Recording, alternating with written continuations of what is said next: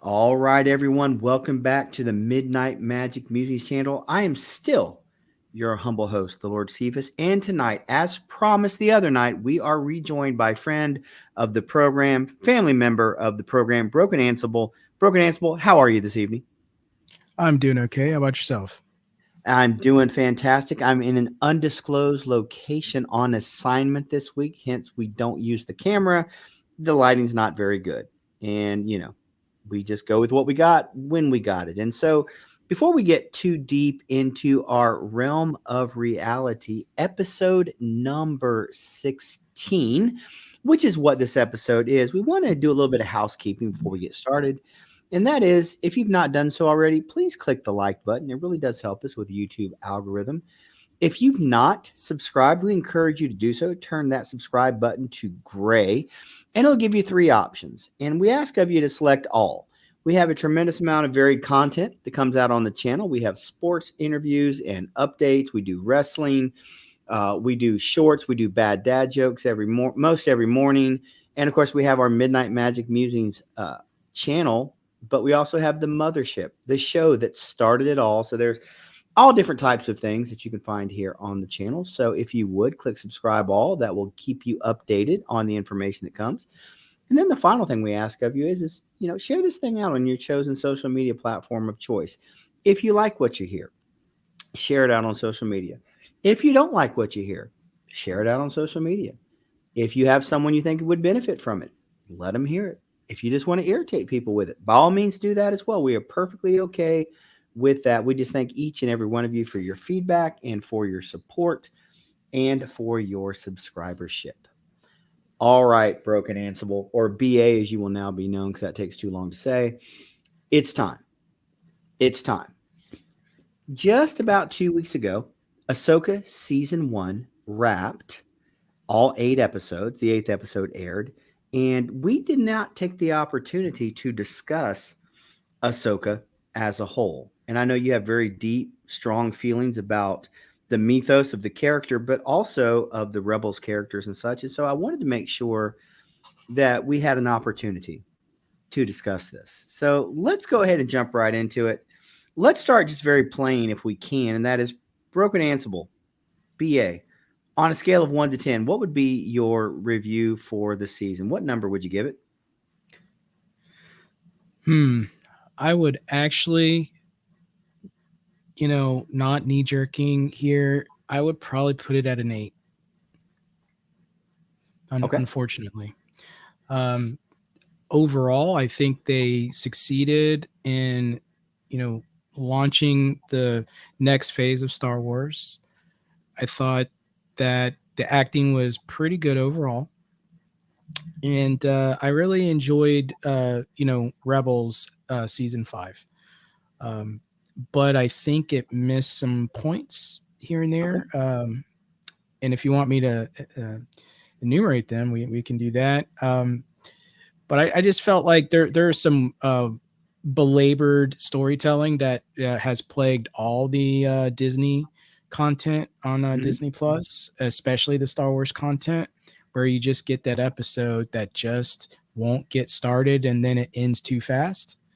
Um, and I thought it had a weak ending. Mm-hmm. Um, where I mean, it was fun to watch the ending, yet it didn't answer a lot, and it opened up more questions. And it's just like, is this why Dave Filoni hasn't been green lighted on a bigger project yet? Is he struggling to like bring Star Wars to this? Because it just feels like something was missing in several episodes, and they were trying to trick us when we didn't need it. And it was like, is this really so like simple and like unsubtle that they're trying to trick us into thinking something else? um I thought they did that with some of the characters that enter back into the fray, so to speak. Mm-hmm. And but then it was just like, no, it can't be, because they would just completely, undermine everything they set up in the 30 minutes before that with, the likable, characters that they brought into the series in this one, which I was a fan of. um and it ends up they're not trying to trick you. It was just so simple that you kind of felt dirty because it was so simple and obvious that they were never trying to trick you. But then Mhm. it just it didn't have any gravitas to it. You know, it's like, okay, Well, well, okay, this happened. let's go ahead and jump right into it then, since you kind of gave a bit of an overview of season one. So they had 8 episodes, and the first two premiered back to back, is how Disney Plus chose to release them. And the runtime was about an hour a piece, about 50 some odd minutes. So we got the first 2 episodes to drop at the same time. Then we got each successive episode every Tuesday night. Um, for those who are normies or just not as familiar with the lore as you are, kind of give the people a quick idea of, if you had to give me the 30 seconds on the whole premise of the show, how would you describe, what would be your elevator pitch for Ahsoka season one, or Rebels season five, if you will? Trust issues. Hmm. Yeah, just trust issues. Like the whole show centers around two people that just don't trust each other. And I'm not sure if they ever realize, if they ever, truly still trust each other. It's weird, but yeah, it's a master and a apprentice trust. And episode one opened with more infighting amongst the New Republic, their inability apparently to command their warships and understand when an enemy is approaching, or how to handle said enemy when enemies are approaching. But we did get the opportunity to get introduced to a couple of very cool characters, I thought. The first one being Balin Skull, who we're going to assume was a Jedi at one point, I guess. And He also, was. I guess his Padawan, for lack of a better term, Shin Hati, would be the two Yes. characters that they introduced in this. What did you think of their characters as a whole? I thought they were home runs. They are the most interesting characters in the show. And unfortunately, we won't get one of them back reprising the role because he is Right. deceased. But he was absolutely amazing. He felt exactly the way he needed to feel in terms of his screen presence. The way he handled the lightsaber, because he Mm-hmm. was effectively using the heaviest setting on the lightsaber, and he had very distinct movements, and which was the complete um you know opposite of Ahsoka's movements. She's very fluid and kind of like samurai-esque, whereas he was very knightish, something that you might see in a British or even a Roman army. So I thought they had a his apprentice. I thought she stole every scene she was in. Um, I thought that she just had the look of a Jedi. Like Mm-hmm. she looked like she belonged on the front of some like Legends book cover. I thought she was perfectly cast. She did everything on the screen that they asked of her. She was you know she was obedient, yet she was very mean. So I thought that her temperament was very cool and interesting. So I'm hoping that we get some sort of pre-recorded content of Balin, Mm-hmm. and that's already been done. Otherwise, I hope they at least you know honor his character if they can't keep that story arc going. So Well, I guess that's really the question. Do you recast? Did they shoot footage ahead of time? We don't really know which way that goes. But that was a really big point of the series, is what were rather his motivations. And of course, in the final minute or 2 minutes of the episode, does it go in the direction that to kind of explain what his motivate, or at least given a glimpse of what his motivations might be? Let me change it like that.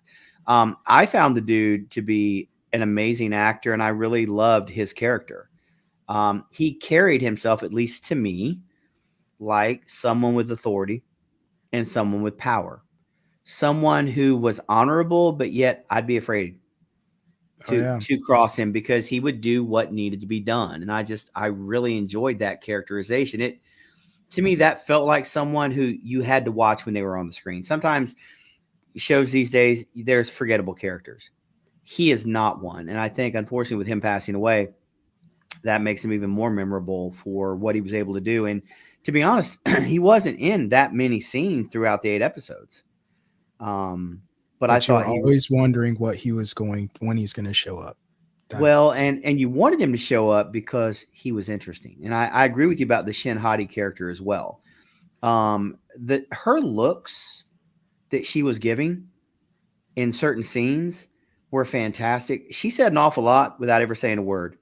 It was yeah, she all emoted very well. she did, and Kudos to her. I kind of thought that was neat. That was because I have noticed sometimes Disney Plus goes super wordy in their writing in their series, mainly on the Marvel side. But she didn't say that many words. She didn't have to. You could look at her and tell what she was thinking. And that's a sign of a good actor or a good actress. And I really, really enjoyed both their performances. I was a little sad that they got sidelined in episode 8, at least for the first half of the episode, or first 2/3 of the episode anyway. But I found her interactions with Sabine very interesting, both beginning on Lothal in the first episode all the way to the end. Um, well, let's move on over to Morgan Elsbeth, who, and I hope I'm saying this right. You're more of the expert than I am. Was a Night Sister? Is that how I would say it? She's either a Night Sister or she is a descendant of a Night Sister. Okay. I believe she was a human, so she wasn't from the planet Okay. of the Night Sisters, but Dathomir. But she had all the markings, and it looks like she had, she may have been, her mom may be a character. Well, I guess she's old enough that something couldn't have happened. Yeah, she's probably just a descendant of a Dathomirian, like, or mixed with Dathomirian blood. I don't think she was a full-on Dathomirian, but or however you would say that. Um, but actually thought like, I really enjoyed her, the actress that played her. I think Mhm. that she did everything good. She was elegant yet, and so let me step back. Let me tell you something about um the antagonists, all of them in this Okay. show. They are not like they are not out there to do evil for evil's sake. They have a goal. The goal may step on other people's goals, and they may want to make war, but they don't do it out of this like tyrant nature like Palpatine would have, right? That Palpatine would be just absolutely greedy. He's self-centered, and he thinks he's the best way to bring order to chaos. I don't think the villains in this show do that. I think they actually give a lot of they're not ruthless. And I Mhm. really appreciated that. And I think she's the first one we are introduced where you could consider, she's the person that's writing the check to Balin. Right. Balin's not ruthless, but she's not ruthless, and they just want to get to their goal. And if you get in their way, they're going to shoot at you, but they're not going to absolutely destroy you and come after you with vengeance. And I thought that was really good. Um, you could consider everything they did, in orbit as self-defense, right? There's a certain point of view Oh, now that we're you could, quoting that. Go ahead. All right. that you could take with these characters, and I think that's the best type of villain, is the one where you can agree with them, or at least go, I do see their side of things. And they did that with the Joker from the Dark Knight. I thought Right. Heath Ledger, you could actually understand, and he made a whole lot of sense. Everything he said was true. It was just he was a absolute tyrant doing it. But I don't think that, you know uh, we get that in this. And she was definitely one of the first characters. I thought she was very elegant in the way she approached her goals. So I noticed this early on. She was not your typical, how do I say this, bad guy, for lack of a better way of saying it. Exactly. She Yeah. she carried herself. Maybe I'm struggling for the wordage, but she carried herself. Her character was portrayed just differently than what you see a lot of the baddie of the week or the cannon fodder. You know, she was introduced in The Mandalorian season 2. She had the spear made out of Beskar. Um, you know, she was introduced there. She was defeated. She was apprehended. I was That's very not happy to see her, her. is it? What's that? That's not her. Yeah, yeah. That's Oh, not it's the, her. no, that's a different actress. Are you sure? Yeah. This is a Night Sister. This isn't the assassin. So she was not the one that that Ahsoka came back for in Mando season 2, No, don't no. because she offered didn't she offer him Sh- she offered him That's the the Book spear, of Boba didn't she? Fett lady, right? Isn't What's that the that? Book of Boba Fett lady? No, I'm pretty sure. No, it was Mando season 2, episode 5. Was I that her? just Yeah, Let me check. okay. Maybe I'm wrong. Uh, It's a Diana Lee and a Santo. maybe I'm wrong. Oh, it's the at the. Okay, yeah. You're right. You're right. It was kind of the samurai thing that they were doing in that one episode. I thought she was cool then. And I'm glad they Oh, I brought her forgot. I back. totally. I thought you were talking about the lady that would be the Book of Boba Fett lady. Oh, no, no, no. Fennec Shan or something like that. Yeah, I thought I that's who think you that's were her talking name. about. Yeah. Oh, I didn't even remember she was in that. I mean, that was kind of an a forgettable Mandalorian episode, to be honest with you, for Well, me. I remembered her from that when they went and rescued her on the New Republic ship. I found her to be a good actress. I enjoyed her portrayal very, very much. We'll get into it a little bit later, but I'm hopeful. We've not seen the last of her, but you know, you never know. Um, let's switch sides for just a moment and go to the light side, if you will. You already mentioned Ahsoka. We can talk a little bit more about her as we go through. What did you think about the reinsertion of the Rebels characters, Sabine Wren, or Hera, or Chopper, or her son, whose name escapes me? Uh, yeah, it starts with a J, doesn't it, or something like Is that? it Jason? Yeah, I think so. Oh, look at me! I got one right. Yeah, I'm batting 0 for 1 right now with this uh Elspeth lady. It is Jason. Yeah, Jason Sandula. Yeah. Yeah. So so I really enjoyed Rebels. I really so I read the book that got the Rebels started when Kanan um met Hera, Mhm. and how his story is kind of like that in that video game. Like he's there's a video game that they have. I think it's Fallen Orders, the new one. And in much like that story, you have a Jedi who's on the run, has suppressed his powers to hide and doesn't ever want to touch him again. Type deal. Ends up, and it's like a young adult book.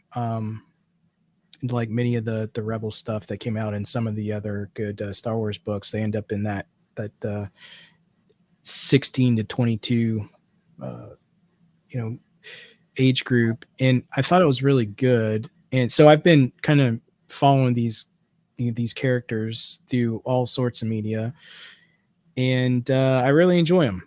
I think they're really good together. They did have a good family centric motif in the show, and that they do act like siblings, and older siblings, so it is kind of like that,, you know, Rugrats type of uh atmosphere. Right. and I really enjoyed them coming back. We got teases and Mandalorian, I believe, but it is good to see them, especially Chopper. I think he's the star of the show and Rebels in many ways. He's kind of like the glue, Hmm. and he's a broken robot, and he's a broken robot that he's like R2D2's like mean cousin. So I really enjoyed that. I thought they casted the characters really well. Um, Hera, she's one of my favorite actresses. She's from Scott Pilgrim and also the Thing remake. So Right. I thought she's I I didn't realize she was married to Obi-Wan Kenobi. So that's why she has the job. But I'm glad that she decided that to get into it, because I think she does play a good Hera. Um, the makeup is a little weird. Like I still don't know what I think about the green makeup. But because it's a little too bright almost. Right. She wasn't that bright in the show, but overall, I think she did a pretty decent job. The Sabine, I think they just nailed the actress. She's perfect for the role. I know some people don't like her, but I think she was there. And I do think Ezra is they picked the right guy. So I think all the pieces are in play. Well, while you're talking about that, let me ask you this one follow up question: that were you disappointed that Zeb didn't make an appearance? He got referenced what he's doing, but would you have preferred to have seen him make some type of cameo, or were you good with what you got? I'm good, because if they use him later down the road in another IP, it's kind of like in the Rebel show, they weren't always together. They did have offshoot like missions, Uh-huh. and that it kind of feels like that. Like Zeb he's still part of the crew, but he's off doing something else and something just as important. So hopefully Gotcha. that's the case, and it wasn't just that they didn't want to spend the money to put the guy in makeup or do CG. So I'm hopeful. And that's the one thing I can say about the series overall is I'm hopeful. I think they had a good stepping stone. I just think I don't trust Disney to to keep to broaden it out. I don't want it to be lightning in a bottle, and I want them to expand on everything, because it is the best Star Wars that they've made in years, Hmm. opinion. And So I've heard a lot of people say that. unfortunately, there's a lot of people that are naysaying it, saying it. It's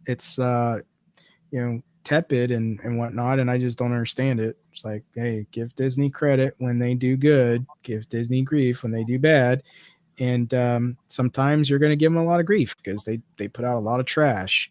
But this isn't it.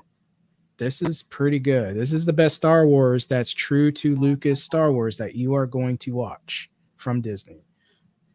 Like I And will I will and you jump to it. I want to jump in there with you. It just depends on, I think, what is your point of view starting with this. If all you have are the first three movies, episodes 4, 5, and 6, if that's all you've ever seen and all you know and all you want, this may not work for you. If that's all you've ever seen, if you all you've ever seen are three prequels, it may not work for you. If you have seen more of the stuff, it probably fits in a little bit better depending on what your background is. If you saw the Clone Wars, which I know you're a big fan of, and then saw Rebels, which basically picked up, it makes a lot of sense to the people who viewed that. And I think those folk were not down on it versus maybe some folk who had no background on it and maybe came in with a predisposition to not like it just because. Maybe I'm speaking out of turn there. I certainly accept criticism if there's some to be had. Yeah, I'm not But sure if people that criticize this show are criticizing it because they didn't watch Clone Wars or Rebels. The most of the people that I would put into the group that are criticizing it are actually Star Wars fans that just hate Disney. and they did watch the Clone Wars and they did love it and they did watch Rebels and they liked it at least. I mean, there is a lot to not like in Rebels. Like there are filler episodes that were clearly targeted for kids, just to sit a kid in front of a TV and have them shut up for 30 minutes. That there is that, right? Uh-huh. Um, and the first two seasons of the Clone Wars are kind of, they plot along there, and they kind of switch up the format, later, because it comes off as a Starship Troopers type. This is the war, and we're going to give you the propaganda type stuff, and then they kind of switch it up and they go light on that at some point, and it just becomes good storytelling. So there's a lot of criticism to be had in those Lucas pieces. So and people that love Star Wars that don't like the Disney stuff, I get it. There's a lot of Disney Star Wars that is garbage. But this ain't it. This is Lucas. This is Lucas's story. This is the story that has been bequeathed to the new guy. So I mean the new generation. um so I just think it's disingenuous for them to hate it out of hand. Now, there's like the other shows, there's a lot to be mad about in this season. Their storytelling was weak in certain areas. Their pacing was weak. Their ending is like, it's not even a cliffhanger because it doesn't have a cliffhanger gravitas. It's just like, well, that happened. Wait a year. Right. I think there is a lot that doesn't that the expectations for a TV show are not the same expectations for a cartoon show. And for they're also not the same expectations for a movie. So it kind of leaves you wondering, are they going to make this into a movie? Are they going to keep this show going? Are they going to dilute Ahsoka and now tell a greater story? And we've had the Ahsoka launch, and Ahsoka launched it, but the next series isn't going to be Ahsoka. It's going to be you know, the new wars or whatever it's going to be. Are we going to bring clones back and call the new Clone Wars? We just don't know. And it's good to have those unknowns because it kind of Right. keeps you interested. But at the same time, I could understand why a person that just got Disney Plus loved that got into the Mandalorian, that's their first experience of Star Wars. It's a great first experience with Star Wars. Right. And then they get to Ahsoka and they're like, what the heck is going on? Because again, we've gone over this on and off the podcast, is that there is a big problem with compartmentalizing your story, and especially over decades, right? Right. I can't expect you, you know, to have the same investment that I have because you haven't watched the Clone Wars. And there's 7 seasons to watch. Some of those seasons, there's a lot of episodes. Like, I don't expect you to cram them all in just to have a conversation with me, right? I don't expect you to watch 5 or 4 seasons of Rebels and the movie that kicked it off, and the books, and there's just too much. And I think that we're moving to the serialization of the story, and I'm not sure it's going to work for everybody, and I'm not sure they're ever going to launch it correctly, because it's like, did you watch this one or did you watch that one? Well, if you see with this one character, I totally forgot she's the person who Ahsoka fights with the Beskar, right? I Right. completely forgot about that, and I watched the thing, and it's just, there's so many interwoven connected. They don't all need that. It's like in the Solo movie, I didn't need half of the connective tissue there for the Millennium Falcon. What the personality that's kind of referenced in the show, like she's temperamental, she's this, she's that, they Right. actually made that a thing, and they never needed to do that. Like, no, I don't need Lando related to every fatherless female character that we see in this show, right? I don't need that completely, just, it's frustrating. And I don't think Disney needs to have interwovenness. The universe is supposed to be vast, right? You can go to 1 star out of a trillion, right? Let things be standalone. Let things not have to go through this. You can tell compartmentalized stories. I think the Ewok movies back in the 80s did that well, right? It would have been nice to know what year did they come from? Was that, how long do Ewoks live? Like, is this just like an isolated non-canon show, or is this, before Return of the Jedi? We can ask those questions, but the movie didn't need any of those questions to be asked to be enjoyable. And Right. I think that's where we're teetering close to disaster here, when I could tell you I really enjoyed the Rebels season 5, and it hits on a lot of deep notes that you'll just never get unless you read the cliff notes. Hmm. And that's where I just think we are, as maybe even a format, serialized Netflix style format type of thing, but 50-minute shows, and then you get basically one movie out of the season, and maybe even, it's longer than a movie. So, but it doesn't feel like it. It feels like a television show, but it watches like a movie, especially if you binge it. So I think they haven't mastered this yet, this medium. Well, you remember that one episode is only 36 minutes long. I Right. mean, And it, so you can get what, 3-4 hours out of a season if it's a, compartmentalized like that, yeah, yeah, which is still 2 movies or one Marvel movie, yeah, pretty unfortunately. much. It's the unreleased version. It's a bonus footage.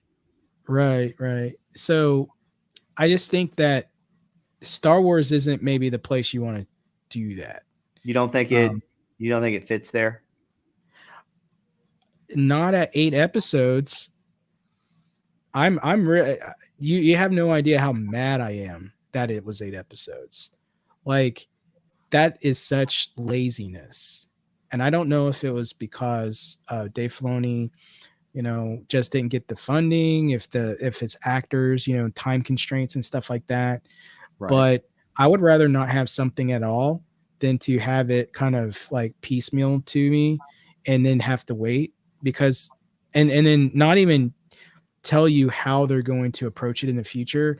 Is it going to be greenlit for season 2? Is this going to start the movie? Is this right, going to start a trilogy movie?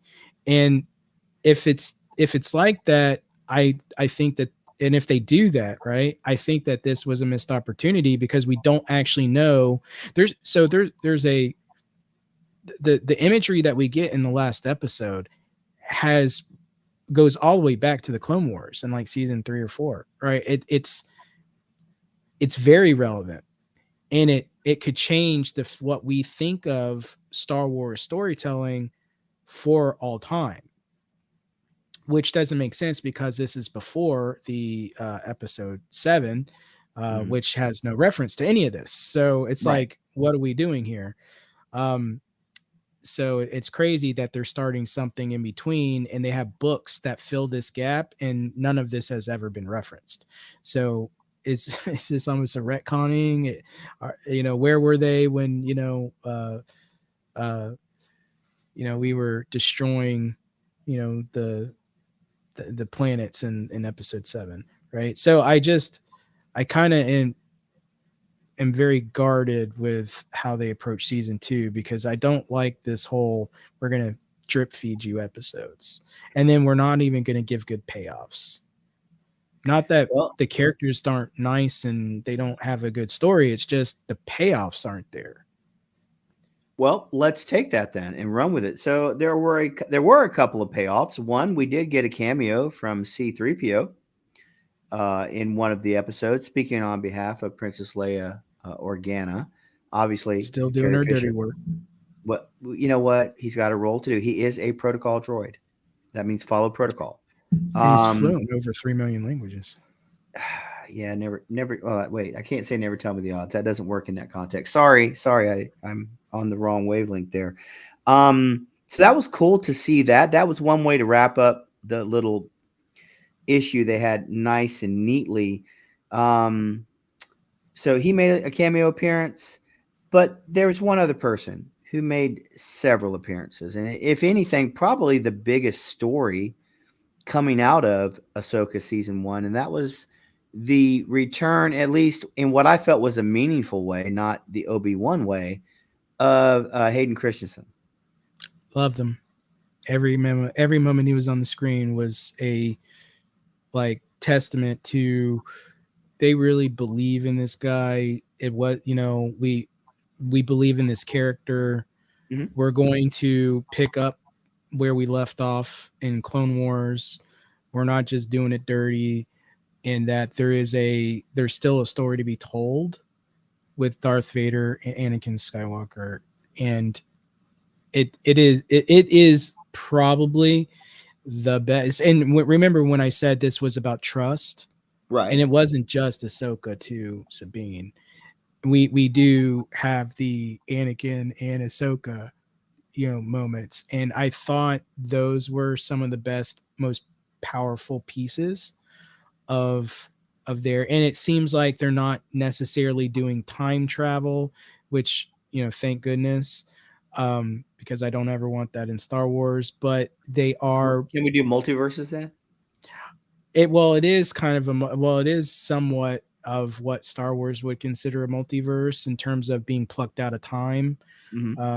Ahsoka doesn't belong. Ahsoka died twice in each show. So just spoiler alert there. Right. Yeah. Ahsoka's been dead, twice. She was, and once in the Clone Wars and once in Rebels. Um, yeah, it's an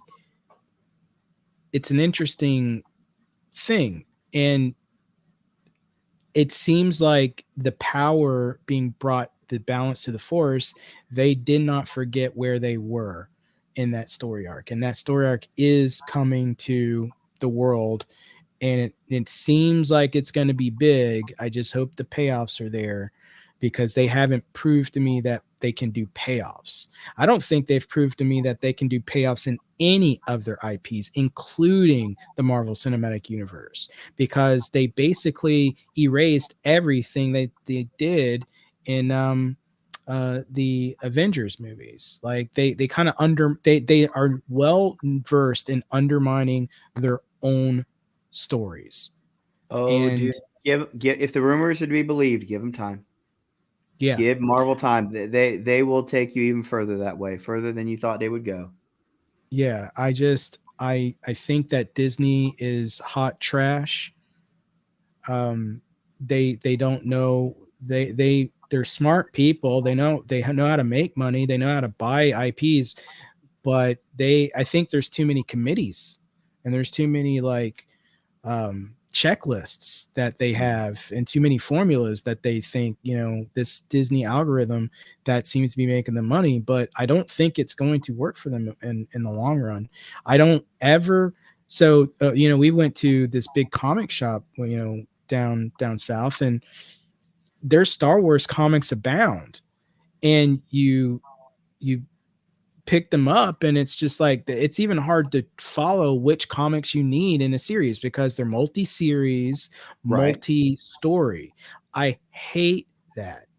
Give me comic 1, 2, 3, 4, and 5. If it's a 5 run series, I just give me the 5. Don't make it have like one is in Bounty Hunter, one is in this, two is in that I didn't like that with the Executioner song, and for back in X-Men, right when Ooh, they're and that telling that one was hard to follow back in the day because it was all over the it was in place. every single one. And they redid it in the Age of Apocalypse, right? They And did. not only that, but they renamed all the comic books. So I appreciate what they tried to do, but I don't think it translated into being friendly to the consumer. And I think that Disney is making that same mistake with Star Wars, because some of these characters that we may see in the future are going to come from those books and those comics. And I don't necessarily want to have read it for it to make sense. I like Thrawn, but I like Thrawn in the books, but I also like Thrawn from the Rebel show. I didn't need to, and they gave you enough from the Rebel show to like Thrawn, Mhm. like, or at least for me. Sure. It had enough backstory from he, so they basically took his presence, who he was, the core of him, and they brought it. But I also read the Thrawn books, so the new ones. So I'm kind of like, do I have a bias? Do I like Thrawn because I've spent way more time with Thrawn than the average person. So it really comes down to, do you see kind of a dumpy a blue guy on the screen? Why should you care about him? Right? I Well, care about him because he's Thrawn. and we're going to come back to that here in a little bit, and I'm going to do a little bit of a mea culpa because you deserve it. One last thing I wanted to touch on Hayden Christensen before we go into Thrawn Yep. is he really looked like he was happy to be back. Yes. One of the complaints I heard, because you got to remember when the prequels came out, the ages we were at then versus episodes 4, 5, and 6. We're older. We think we're smarter. We're snarkier, obviously.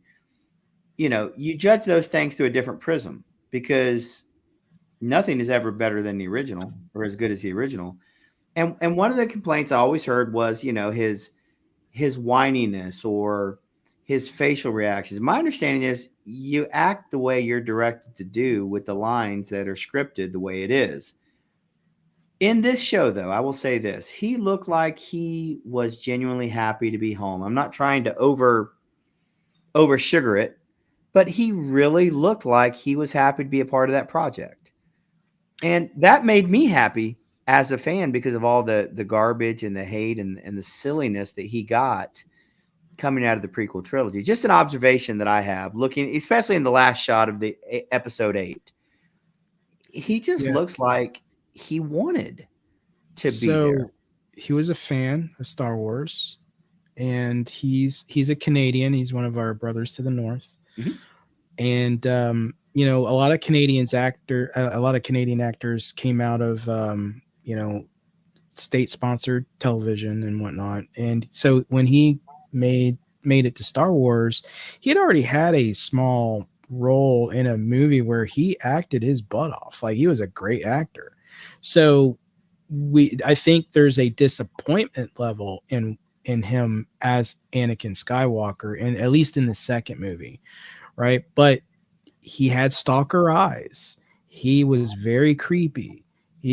Like, it was a very like and the actress did not give him the looks that I think that may have been warranted.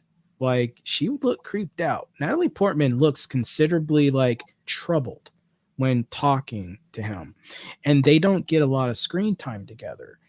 They actually gave more screen time to the chase Right. on Coruscant, trying to get the bounty hunter that tried to kill her, and that whole arc took like 20 minutes off the show, and or somewhere around there. And then you get these little snippets where they're supposed to have been traveling for days, and you're just getting this 20-second window into a conversation. This is poorly directed. This is Lucas at his worst. That was straight up his problem. He needed to be a actor's director, and he's not known for that. He's known for being an overarching director, a guy who has vision, but he doesn't get into the minutia, and he certainly doesn't know how to direct his actors. And I think the reason why Obi-Wan did so well is he was such a great actor and was in so many good movies where he acted well, way before Star Wars ever showed up, right? So Mhm. on his doorstep. So Ian McGregor was already gold, but Hayden Christensen, he only had that one show, that one movie here. That's all he was known for here. So it was disappointing when episode 2 comes out, and I think that the water was tainted at that point. Episode 2 is such a tragedy in terms of enjoyment for the average moviegoer that they didn't want to invest in the third movie, which was actually pretty decent in terms of his acting. And Hayden Christensen is right in every scene that he's in terms of like what he thinks about the Jedi. he's actually correct. And it's just, you don't get that until you read the book. Like, you don't get it on the screen, and when this is your one opportunity to win and you drop the ball, you dropped it. There's no coming Mhm. back from that. So yeah, you can't expect somebody to be disappointed from the movie to go and read the book, right? Right. It's usually the other way around.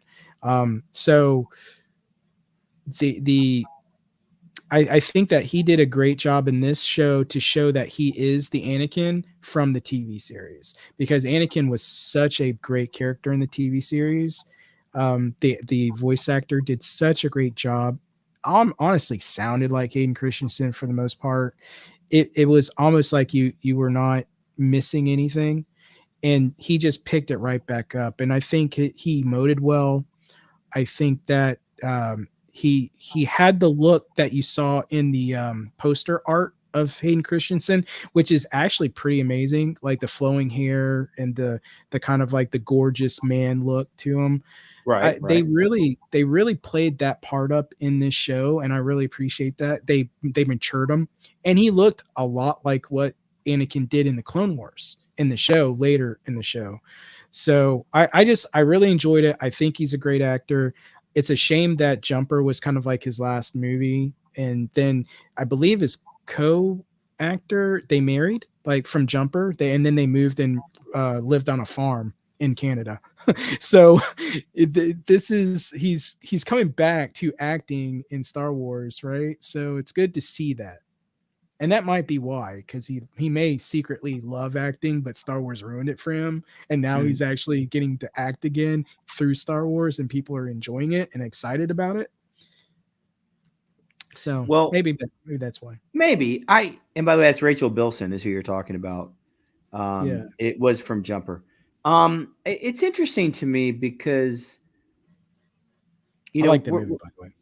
it was good. You know what? I who watched no movies watched it and actually liked it too. I saw it a number of years ago. Yep. Um, I'm just glad to see that he's back and getting an opportunity. I don't want to say to redeem himself, because who am I to say he needs to? I'm just glad he has the opportunity, if this is his love as you expressed, to make it the way he wanted it to be. To hopefully be proud of what he did or what he's doing. Um the story hasn't been told yet. We don't know where this is going to go. We have ideas, we have glimpses. There may be a father, a son, and a daughter involved. We'll talk about that here in just a minute, but we don't know. But in the meantime, it's good to see him back. Now, you already mentioned Thrawn, so we'll go ahead and go into that as well. We shared a conversation about a week and a half ago. I was coming back from a road trip, which is my life, in my day job, in my real life, and I said something to you, and I told you that I found the Thrawn character to be boring. And you responded to me, and it may not be an exact quote, but it gets the generalized idea that it hurt to hear somebody say that. Yep. And I think you did a really good job earlier, but I just want to give it to you one more time if there's anything you want to share.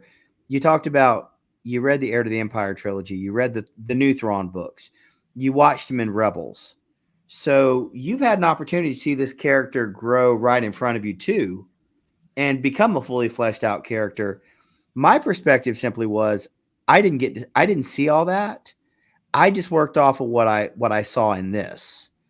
And that's a risk you take. And I don't feel like, it's just, again, my opinion, that they did him service to the people who have not invested the time and the effort that you've put into it. I just want to throw that out to you and see, what do you think about that Well, and perspective? that comes back to the, you get one shot, right? And so think of it from Dave Filoni's perspective.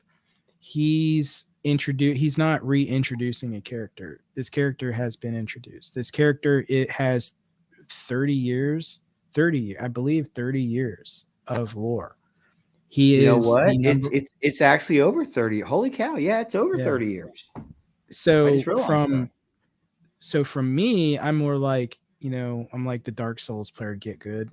If you don't know about Thrawn, you need to know about Thrawn, right? Right. Um, but that's not necessarily fair to the person who's just getting on board with this show. They're like, "Who's Thrawn? What? Why should this dumpy blue guy who doesn't seem to be malicious in any way, shape, or form, yet everybody's talking about him like he's malicious, right? That's the problem that show could not convey to the moviegoer who had no idea of Thrawn, and they tried to do it with the whole, yeah, I sent him away, yeah, I gave him a thing, but yeah, you can go kill him now, right? So there's those things where I know Mhm. this was all part of his plan, and it all had steps, and there had to be a threshold before he escalated to the next thing. That is who Thrawn is, right?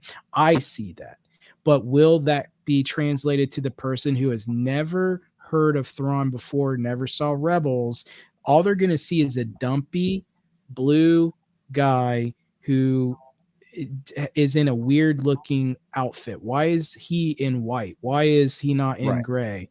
Like there are so many, they call him Grand Admiral, but he's got a busted up ship. Like, so they did nothing to give you a backstory of what happened with Ezra and him for them to end up in that part of space. They kind Mhm. of dance around it, through words and exposition, which I agree with you with like a lot of Disney stuff is starting to have too much exposition. They have a fine line of giving too much and then not giving any, Right. Well, yeah, right? exactly. Like Ahsoka, she's getting raked through the coals right now because of her emotions or her lack thereof. I think that's disingenuous. Like they need to be able to have the actors and actresses emote some of Right. their things. But the problem is if you then followed up with 5 minutes of freaking dialogue on something completely I didn't care about, well, that just feels unbalanced, right? So I Right. think I think Disney is having a problem of the medium, and they have so much to tell you. Sometimes they have a lot to tell you through visuals, sometimes they have a lot to tell you through dialogue, and they don't have enough time to breathe.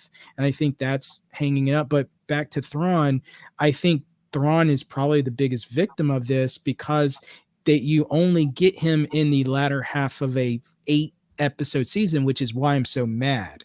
Like, Thrawn deserved more. He is the villain in Star Wars. He's the villain. There's no more Darth Vader. Hopefully there'll never be another Palpatine. Right. Hopefully. Please, no. I don't care about Palpatine. I never cared about Palpatine. I never cared about the Emperor in the originals. He was just a dude that got in the way of Darth Vader and was his boss man. And I Mhm. was glad when he got tossed down the thing because I just wanted Luke and Vader to have their moment. That was me as a kid. I don't care about the Emperor. I didn't care about him in the Clone Wars. It was interesting, but it was a known. You knew he was the Emperor. You knew this Palpatine guy is the freaking Emperor. There's nothing to see here. There's nothing interesting here. Having his moments with Anakin to see how he turned, those weren't icings on the cake. Those were doorstops. Like there was nothing there to intrigue you, right?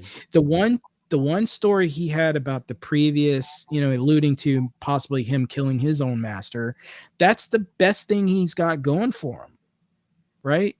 In True. the wink wink nod nod in Phantom Menace, where he's at the end, he's been nominated as the chancellor, and he's like all happy, and he's like, I'm gonna keep a good eye on you. You're like, wink wink nudge nudge, this is insider baseball. The Right. kids won't get it, but we do, haha. Right? That's the best thing about Palpatine until you get into Rebels, where or the Vader book. Now the Emperor is a malicious, self-centered hombre. This guy is dirty deeds all the time, and he does it almost with the best of intentions. In some cases, he's like, I have to be the worst person in the world to save the universe and bring order to this chaos, because this chaos is going to destroy everything, right? Um, or at least that's what we thought, with the Yingxing Vong on their way. right? Mhm. So is he building up technology because he knows the Force doesn't work on these people? Did the Sith know about these things out in the Outer Rim? The original Sith. There's a lot of lore there. There's so much lore with the Sith that it's just we've only just scratched the surface with video games, books, and television that we've gotten. So, but he never did any of that in the movies, and he just dabbles with it in the television shows or the cartoons. And it's only in the books do you get a better glimpse, which nobody's freaking read. So, for all intents and purposes, Thrawn is the big bad after Vader's dead, and he has the number one selling story in Star Wars of all time, book wise. Right, Heirs to the Empire is it's Chef's kiss. Right. It is Luke at its best, Leia and uh, Chewie at its best. It's like it's perfect. It's lightning in a bottle. Uh, Timothy Zahn did a fantastic job with that, and they honored that character when they translated it into the Disney series. They honored it, which is why it kind of it's emotional for me because it's like, man, they actually did something good, and they actually Right. made him good. They made him cool. He was ruthless in the books, and he was ruthless in Rebels, but he's not malicious. And that is the juxtaposition of that character next to the Emperor. In fact, just Insider Baseball, he actually knew the Emperor was the Sith Lord, and he knew that if he said anything, he would be immediately killed. Dude took the secret to the other side of the galaxy. He was just like, nope, I'm not here to undermine anything. And he had his own motives for being there, by the way.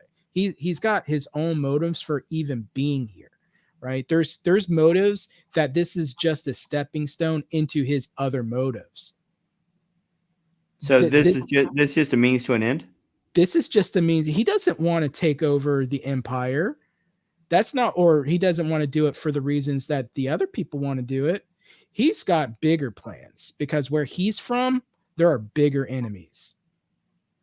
His race is a warlike race for a reason.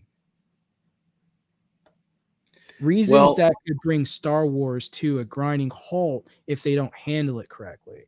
So that's why it kind of, did they do Thrawn justice? I felt like they did from my perspective, but I can also step back and say he's a frumpy looking, blue guy in a weird looking imperial outlet who I don't even know why he's here. And why well, is he being good, goody two shoes with these witches? Like it does, none of it makes sense. and I don't understand because as you explained it, it sounds like he's someone you would want to see on screen more of, but you didn't give me enough of what you just gave me. Yeah. You just gave me 5 or 6 minutes of, well, here's why it matters. I didn't get that Yep. in 8 episodes, and that's a shame because that's what I wanted. Because you've always talked about Thrawn. Earl has always talked about Thrawn, and I was really expecting that, and I felt like Disney or Lucasfilm or whatever you want to call it just didn't give me that. It kind of made me go, eh.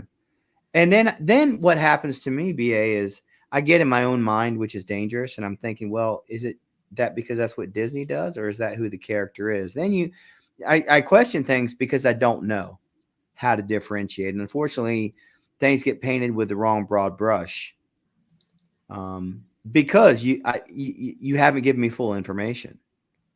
I don't know what to think. Yep. And it's the format problem that we've been talking about here. It's they kind of have the wrong format, and we've talked before. This kind of started with video games in 2009, right? So you have EA games. They brought out gosh, what was that game? Dante's Inferno, Mhm. Dead Space, Mass Effect. So EA kind of started this trend of making books for the video games that they sold you.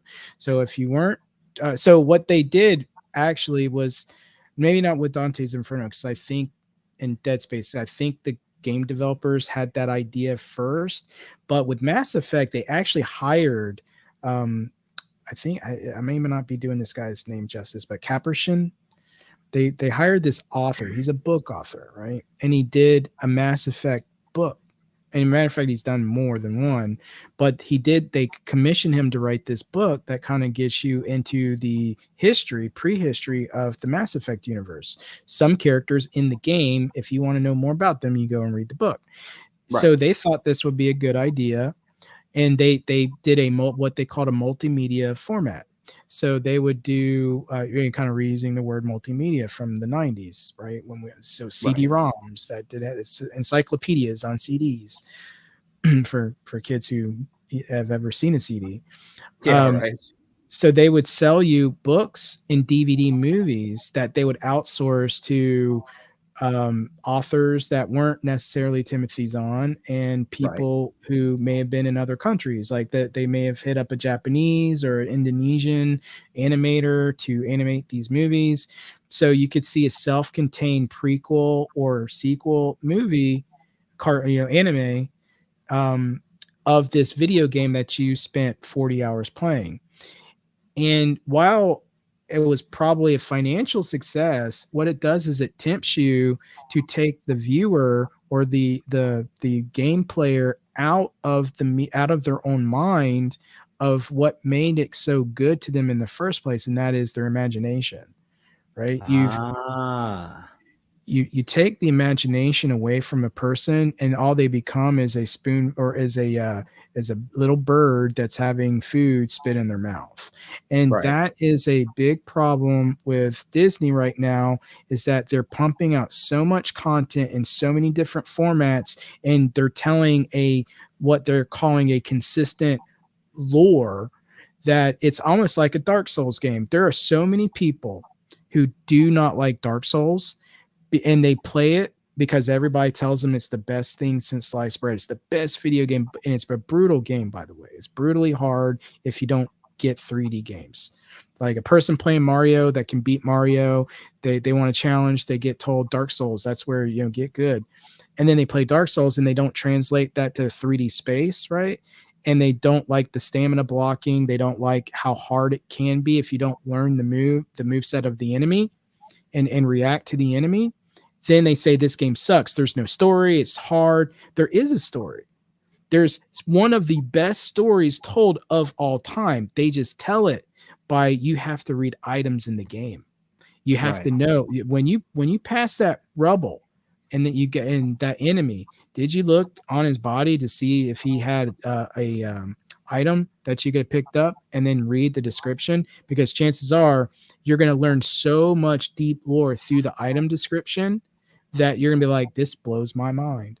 And that's what it feels like to be a Disney fan, right, or a Star Wars fan right now, is that you have to dig and sift through so much content on your own with the limited time that we get. It's like, do they expect us to be Disney fans or Star Wars fans for the next 50 years? Because it may take me that long to get the entire story. Well, that's what they're doing with Marvel. I mean, they've still not rolled out the X-Men. They've still not rolled out the Fantastic Four. Um, it looks like Deadpool's going to be pushed back even later next year. For what that's worth, I mean, they're already stretching things out to the point where you're going to age your fan base out. Yeah. I mean, look, we're getting older, dude. We admit that. But how much interest am I going to put into these IP properties as I get into my mid to late 40s and 50s? Don't know. We'll see where things are at the time. But if it were a business, I wouldn't run the risk of aging people out, because then all of a sudden it's, how are you going to replace them? Because unfortunately, we don't see this generation being as strong financially for the Star Wars IP as the prior one does, as far as spending money on hot toys and collectibles and all the nostalgia stuff that runs rampant through here. Um, I've got one other grouping I want to mention, and I just want to get a little bit from you on that, and that is the Night Sisters. Yes. I thought they were way cool. Now, let's be honest, I had no background with them through the Clone Wars or Rebels. I know that Darth Maul comes from that planet. Yep. Dathomir, correct?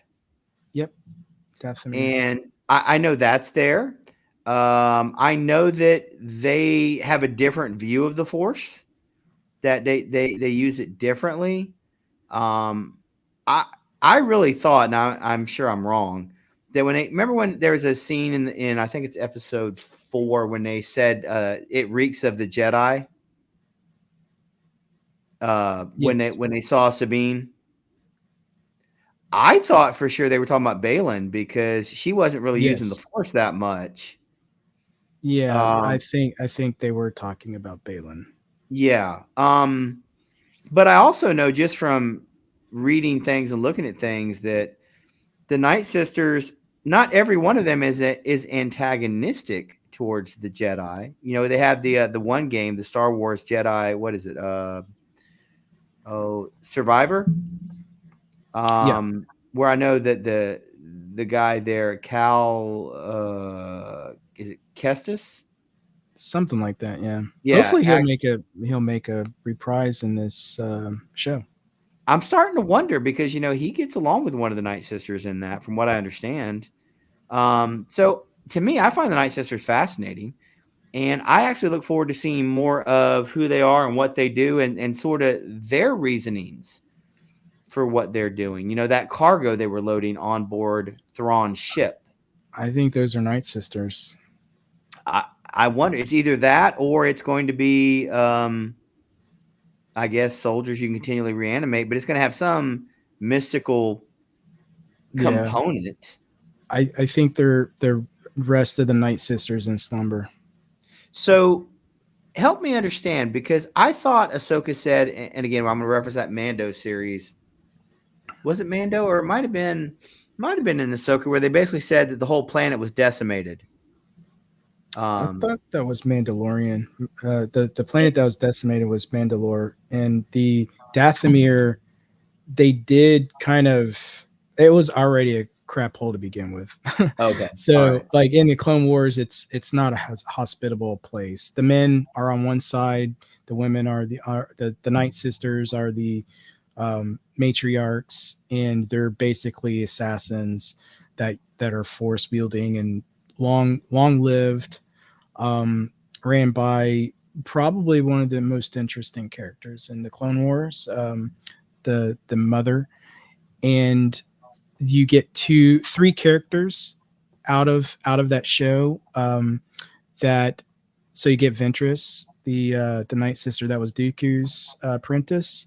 mm-hmm. Very vicious and malevolent. But has a redemption arc. Especially in the books that come later. Um, you have Darth Maul. He's not gone. He's not dead. Right, Well, he's dead now, but at this time, but he's still in it. He's gone insane, and there's some good character building there. Malevolent yet likable. And then there's his brother, Savage, or Savage, that the Night Sisters make into effectively this powerful being that can crush people and sent on a mission to kill, and goes crazy, and the Jedi come in and have to deal with them. So to where even the Jedi are like kind of like, oh, are we going to be enough? right, So yeah, so the Night Sisters aren't necessarily they're definitely bad guys, right? But they're right. like the characters in this show, they're not malevolent bad guys. And I think that's a good through line, a good observation about Filoni's storytelling is that don't make your villains omnipotent.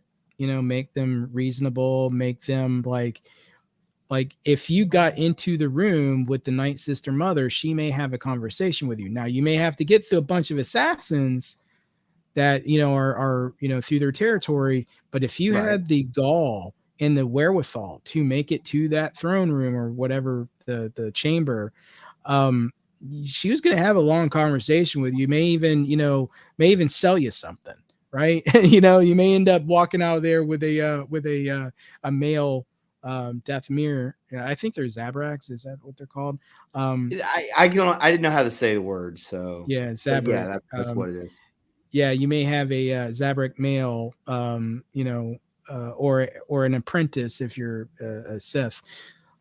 So I thought that that was cool. Now she's no longer there, right, due to circumstances, and that's I didn't realize. It comes back to that one lady that you're talking about in the Mandalorian show. I didn't realize she was a Night Sister in Mhm. that show, and that she was actually working with the Night Sisters, and she had some latent Night Sister ability.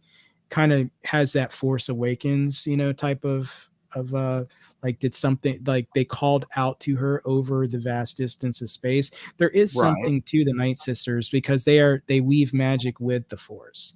They're like weavers. That there's something tangible to what they do. You can see it. It isn't invisible. They basically have said, we will not stand for the Force to be all with everybody and invisible. We will intermingle energy into it and weave it like spells. They're spell weaving, but they're also spell weaving with the Force. So I thought that was an interesting thing about the Night Sisters.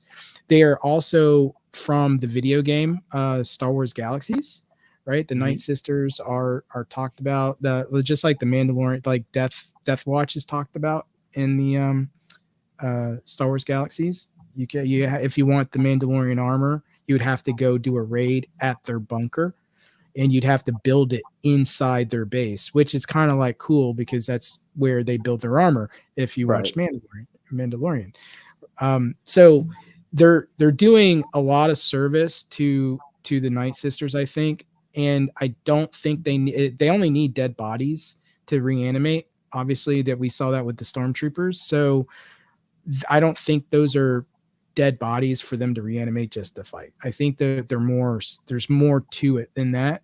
I think those are Night Sisters, and I think they're going to basically retake and rebuild an empire.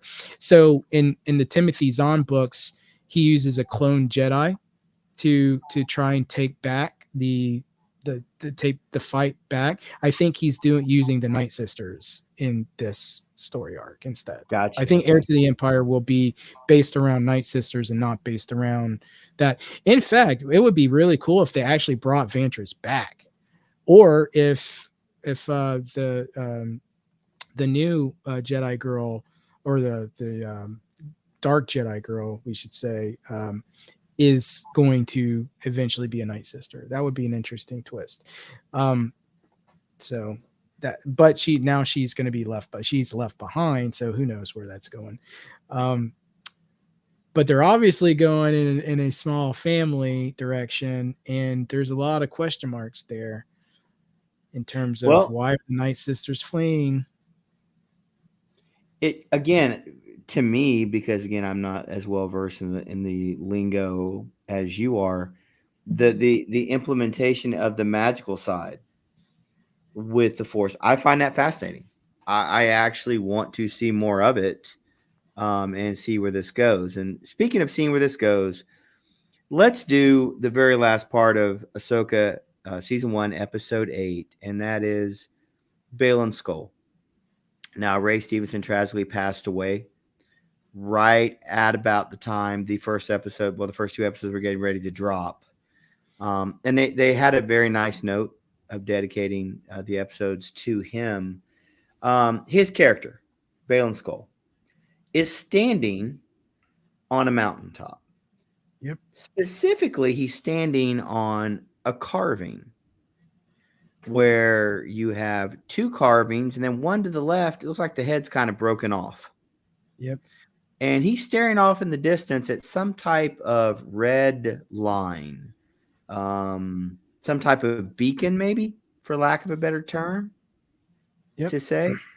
Do you want to give maybe for those who aren't familiar with it, maybe just give maybe just 90 That seconds of what that's all maybe, and I have to emphasize maybe leading to?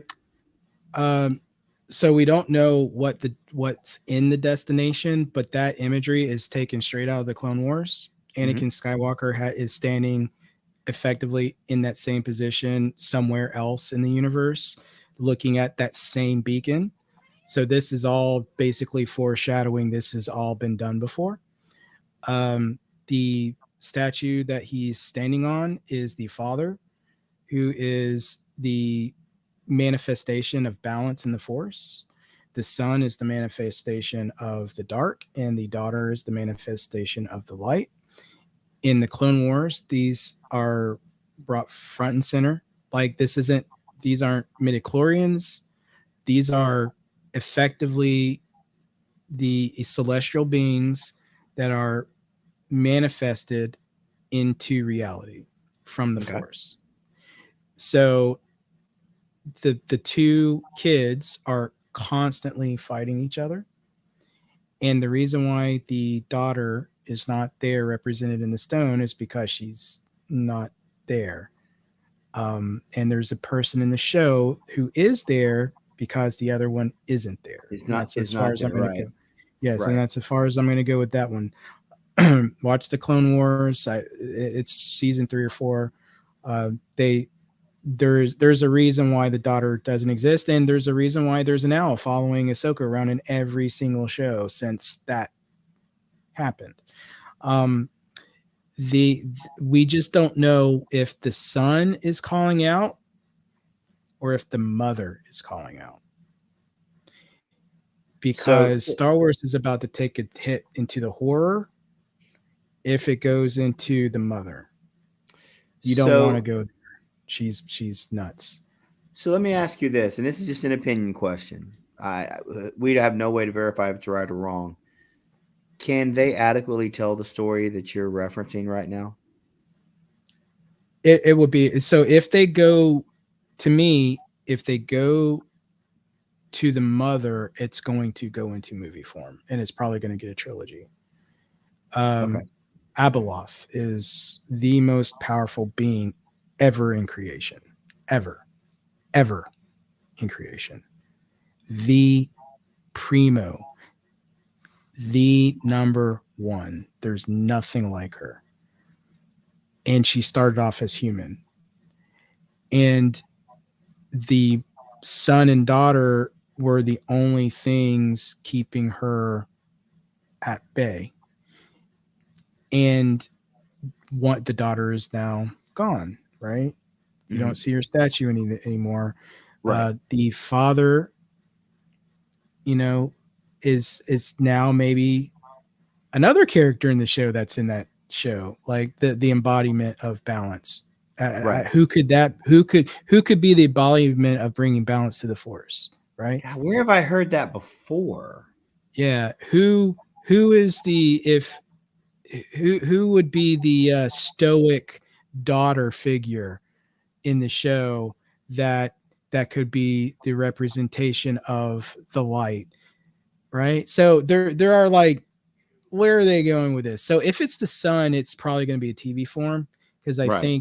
I think they could tell that story. It'll be interesting, but they could probably tell it. If it's Abeloth, the mother, that's there, and that's the reason why the Night Sisters are like, let's get out of Dodge. This crazy lady's waking up. That could be why that they're trying to peace out, right? Um, because they know what's coming. If it's the son, I don't think he's in the Clone Wars. I don't think he's that. He's the dark side embodiment, but there the dark side isn't necessarily pure evil, right? It's about power. It's about self-centeredness. You know, it's what we would call satanic in a way, but it isn't portrayed like that in Star Wars. It's more Right. like you will do good, but you will find it through yourself, not through others, where the light is all about connecting to others and having harmony and balance. So I'm not sure what storyline they would do and why the Night Sisters are fleeing him. I could see why the Night Sisters were fleeing the mother. She is evil incarnate, but not because the son is the dark side incarnate. She is evil incarnate. She is drank from the tree or from the fountain of knowledge. She knows everything about everything about everything, and it's driven her and corrupted her and turned her into, it's basically like how would you take a religion into its worst case scenario, like of a being? That's Hmm. her. That's her. Like how, if you were a deity and you were also corruptible because you're human, how would you handle godhood? Not very well, if you don't have some sort of like, bigger thing to contain you, right? And that's Aboleth. Like, she's a deity that can't be contained by anything within that universe except her two kids, which guess what, aren't there. So yeah, and I think the dad even was holding her back some. So yeah, so there's a bigger story. If we're gonna get that, that's definitely movie material. You cannot tell that story, and not, at least not to do it justice from the, and that's my big thing is like, if you tell that story, you're not going to tell the same story that Luke had fighting Aboleth in the legends. Luke fought Aboleth. Hmm. So obviously we're probably not going to have that happen. Right. So if you tell that story, kind of there has to be something bigger, a bigger stage for it, because the stage demands it to be bigger. If it's the sun, they may be able to squeeze 3 or 4 seasons out of a television show, because I just don't think a Sith is that terrible, right? Right. People like Sith. People like the bad guys. People like, you know, th- they talk about power. What power did he have? The dark side? Like, yeah, just be turn to be a Sith, and there you go. You already got the power you need to bring an entire universe under your, or entire galaxy and democracy, and turn it into basically a fascist state. They literally did that with the Emperor. What more power could he be wanting? He wants Right. a power that could bring everything under control. And there is one power that can do that. Their Aboleth can do that. If Aboleth wasn't murderous, their their people would the next would be stepped on. Next would be stepped. You would walk in single file lines, because if not, you're dead in the gruesomest way possible. So, and that's another problem Star Wars has. They can't tell these stories on TV. Because That's of the another. graphic nature. It's HP Lovecraftian, right? So Got it. in HP Lovecraft, there's the Blind God. Um, uh, Gosh, what is it? It starts with a Y. There's several gods. They all stem from this blind, crazy god, and they're all in outer space. To even understand them, to even speak their name would drive you crazy. And that's the Lovecraftian horror. He would tell Right. you stories that you couldn't tell the story in a way that you just told it. It was told in detective stories, right? Or investigations Hmm. into the crazy, because they wanted to take you through the process of the main character, the narrator, actually becoming delusional during the process and being unreliable in the process. So there was a storytelling element that there's like Cthulhu, right? There's a going to the area where Cthulhu is and under the sea, and meeting the Cthulhu, basically worshippers, and maybe meeting Cthulhu at the end, and just seeing them would turn your brain inside out, type of deal, right? That's the type of place Abeloth comes from. That's very HP Lovecraftian. You can't just fit that into a season. That has to be bigger stage, and it actually could be really cool that they may tell that story. But this is just hopes from fans, right? There's a lot of people online that are like, this has to be it. This has to be it. Just go to YouTube. There's 1,000 videos now of like them telling you who she is, like, because this is the first time we've even been tempted with this Hmm. type of like, knowledge of what they could be doing. Most likely it's going to be the sun. So we'll see. But because I don't think they referenced the mom in the Clone Wars, so Aboleth may not even be a part of the canon. So they may not draw from that, or they may talk about that for a future reference, but then we get a story about the sun and the dark side incarnate, on this Right. planet. So we'll see where it goes. I don't know. I know this is more than 90 seconds. It's very interesting where they can go, whether it's Aboleth, whether it's the sun, that there is a force wielding manifestation family that is where they can start to talk about the force and humanize it, personify it, Right.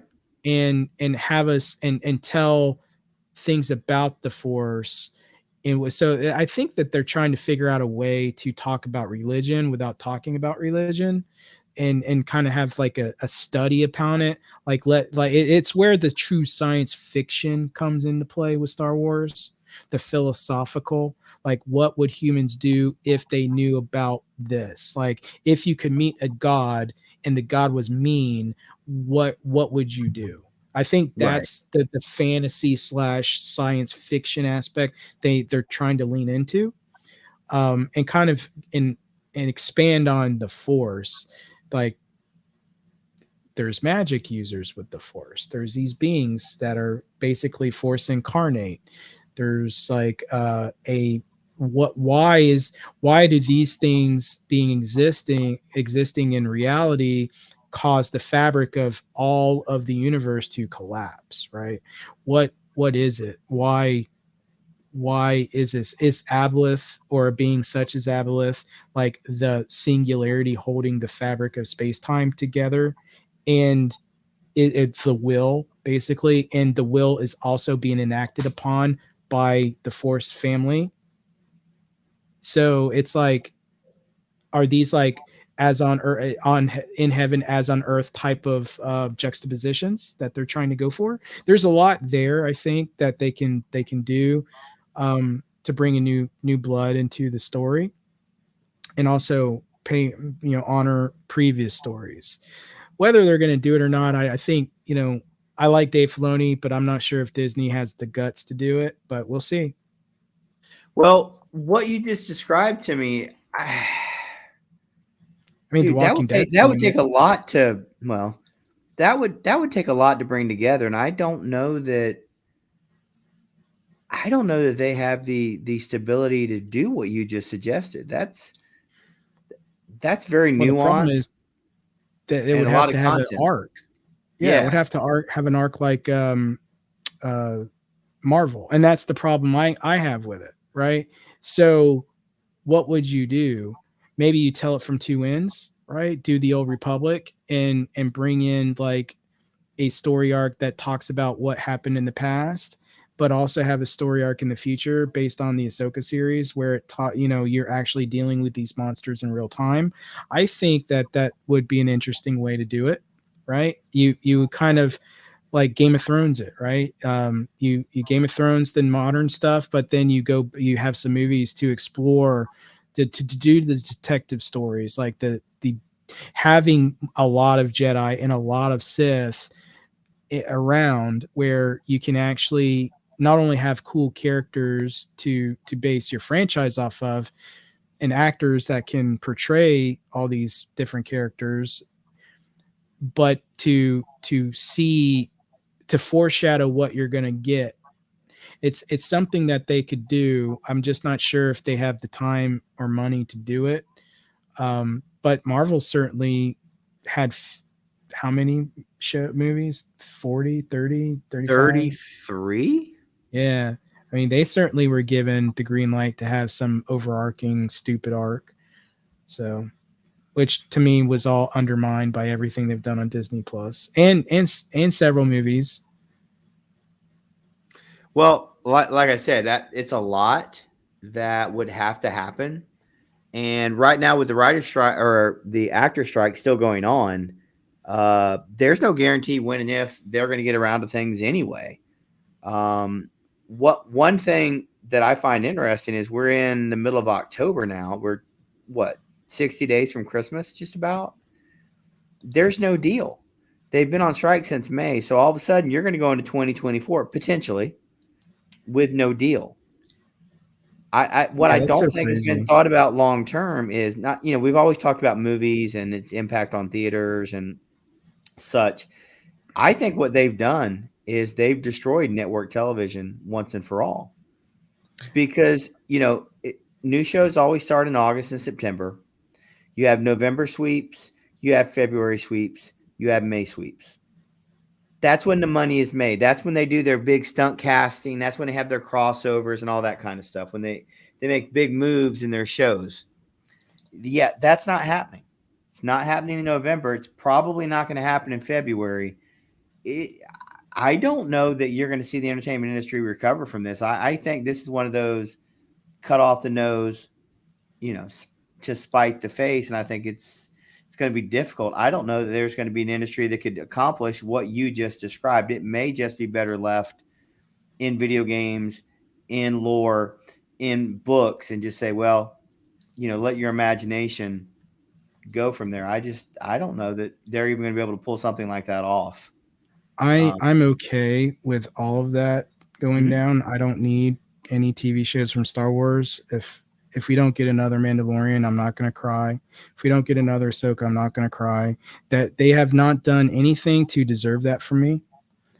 They at best have given me some good feels, Right. and I do appreciate them. But if I don't want them to do it at the expense of, like, pay the writers. Like, Netflix is paying the writers. Netflix is like totally making everybody look like chumps because they've decided to pay the writers, and they're not going to stop the train. And if Yeah. Disney doesn't pay the writers, if they're not going to break from the strike, because they're also ABC. And see Disney's in a predicament, right? If they pay their Disney Plus actors, then what the heck? Nat Geo actors Yep. and the all the different things that they have on Disney Plus, they're going to have to pay. Then they're going to have to pay the people on ABC, General Hospital, all that stuff, right? So they're in a different position than Netflix, and maybe even Amazon's probably in the same position as Netflix. They don't have to participate in the strike, and they can pay the people what they're. If look, I think that Netflix has put out some questionable movies, right? Right. I think it's safe to say that even people who enjoyed said movies were like, this was kind of just another thing to watch, right? But they've put out some bangers too. And if Netflix is saying that people are still buying our service and finding it valuable, and we are actually, even the bad movies get playtime, and they can do that and raise the actors or the writers by 20%, 30%, whatever they're asking. Um, there's no reason for anybody else to not do it. And if a company like Disney can't, the one of the richest companies on the planet can't, then they deserve to have all their stuff fail. And that's just the truth of it. And if Ahsoka season 2 doesn't manifest because, or if he was even hurt because of the writer strike, I haven't heard any of that. Like, Mhm. I didn't see any of that. I definitely want to attribute the things that I have issues to a writer strike. Maybe 8 episodes, maybe, but I they could have just shelved it and waited and give us another 8 episodes with it later, but they didn't. They chose not to. And if they choose not to and make a buck, then the writers definitely need to get paid. So Disney only have themselves to blame for it. So I know that they're in a bit different position because they have way more networks, but maybe that's a sign that they have way too many networks. Well, we keep hearing that ABC and things are up for sale. So, I Yeah, mean, maybe and that's they what they should have do. to do to cut the fat and, maybe get their bloated spending under control, which has been a huge issue for most of their entertainment releases, pretty much across all genres, especially in movies. All It right. still, Well, well, it go ahead. Sorry. surprises me that they haven't been broken up as a monopoly. How is this not a thing yet? Like, how does Disney own so much? They shouldn't. There are reasons why monopoly laws exist, and I think they've far exceeded the threshold. And I think that they're doing a disservice to Hollywood by holding so many um, positions within the industry in management positions and like having to deal with so many unions, that it's Hmm. doing a disservice to the medium as a whole. Because if they can't pay the writers, if they're like in arm, like have arms linked up with like NBC and CBS, because they're all in the same position, because they all own too many networks and they all own too many writers, and they're not paying what the writers think that their fair share is, which may or may not be true. I'm not going to give the writers that either. Right. But if the writers think that they're worth more and the money says that they can be paid more, and Disney and all these people aren't doing it, and they only have themselves to blame, then they're either doing it on purpose or they're doing it to cut their nose off to spite their face. Neither one is good. And neither one is good for Hollywood. And it's definitely not good for consumers, because when consumers that aren't asleep watching content are consumers that are looking at the politics. So It's that's not good for them. it's going to be interesting because the writers came to an agreement. It got ratified within the last week. There is a clause in there that fascinates me, and we'll have to talk about this another time. Um, let's just say that your show had better be a massive success if you plan on getting any residuals. That's the way the contract has been written and agreed upon. If you thought their numbers were low for residuals now, you just wait because they have to hit certain thresholds to get paid a certain amount of money. Otherwise, it's way less than that. And I wouldn't trust my career to a contract like that because Ahsoka, though she is very popular amongst a lot of the fan base, her final episode got just under 860,000 views, which is half of what the Book of Boba Fett got in its finale, which is Jeez. insane to me because the Book of Boba Fett was, I'm still not sure what I saw, what I watched. But now all of a sudden you're falling on the side of Miss Marvel, who is still the lowest rated Marvel show, just barely above or below rather Hawkeye, which by the way they've re-upped for a second season for in another 2 years. Um, it didn't end well ratings wise, and I think you're going to see some continued problems with the writers because I don't think I wouldn't have agreed to the contract because it really puts the onus on ratings, and I don't trust them because not everybody has the app that tracks stuff, so you're extrapolating what they are or they are not. There's no way to tell one way or the other. So I just feel like, Just well, that's trust us, bro. Just trust us. yeah, yeah, brah, sure, brah. That's Yeah, gone well. it's the Metacritic. It's the old video game Metacritic score thing. If your game got like a 80, you got bonuses. That they did stuff like that, and that's weird because people could just go on Metacritic and give it a bad score. And some people did because of politics. Some people did because they didn't like a certain way the thing went in the video game. And so to tie your bonuses based on a Metacritic score, even if your Mhm. Metacritic score would be tied only by the journalist side of things, I think Right. that's just stupid. Like I get paid by I'm a salary worker. If I work 50 hours, I work 50 hours. If I work 40 hours, I work 40. I get the same amount, but I know what I get. And if I'm not happy with it, I can go negotiate and for more, or I can go find another job. The power that like this is getting in, you have the people who hate Disney that always talk about the conspiracies. Well, the Disney owns 70% or something of all media, which is Mhm. true. I mean, they own most of it. And this is the predicament you get in when one person or one entity holds all that power, is that if there is no place else for that person to go except maybe Netflix. And when Netflix is the good guy, I mean, we're in dire straits for some of their questionable content that's come out lately.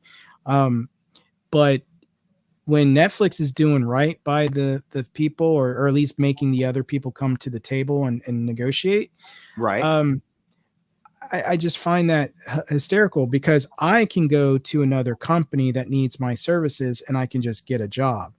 But if I was a writer and I was in Hollywood, and let's just say, they found out, oh, this guy's a Republican. That person ain't getting work again. They're just not going to call him back, right? That's the type of center you have in Hollywood. That's the type of thing that they will do. So if you're asking for money, are they going to treat you like that? Are they going to treat you like a leper? Oh no, thank you for all the years of service writing these things for me. I'm not going to rehire you for more. Oh, and by the way, I own 70% of everybody else. You're never going to work here again. Right. That's this is where you get into like unionize, and have to get into the politics of it all. But unfortunately, they're unionized. Unfortunately, they need a union, because if they don't, they're never going to work again. And these companies own so much that they can wield that type of power, that institutionalized power that a lot of, folks like to say nowadays. That is Hollywood. Hollywood is institutional power run absolutely rampant. They've made so much money. Maybe they are broke. Maybe they don't have a lot of money. Maybe they inflate their numbers. But that could be that they're not honest. But if we just take their numbers on the face value of it, they have enough money to pay. They have enough money to pay. So Right. if we suffer, our content gets bad. I mean, Hollywood's doing it to themselves. I will quote the great Robert Meyer Burnett, who I think is one of the smartest people in I love that guy. entertainment. Hot You Toys. don't love his hot toys. Um, if Lady Cephas would let me, dude, I would have him too. You don't get what you deserve, you get what you negotiate. Yep. And if you sign the deal, you sign the deal. If you knowingly entered into it, you knowingly entered into it.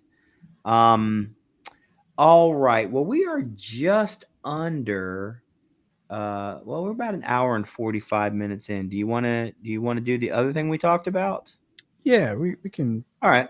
So we have one more topic we want to cover. We're going to switch to that real quick, and that is The Walking Dead season 9. Now, the reason it's near and dear to our heart is Broken Ansible is he rewatched his way up through season 7 and then is watching 8, 9, 10, and 11. And I know you had some thoughts on season 9,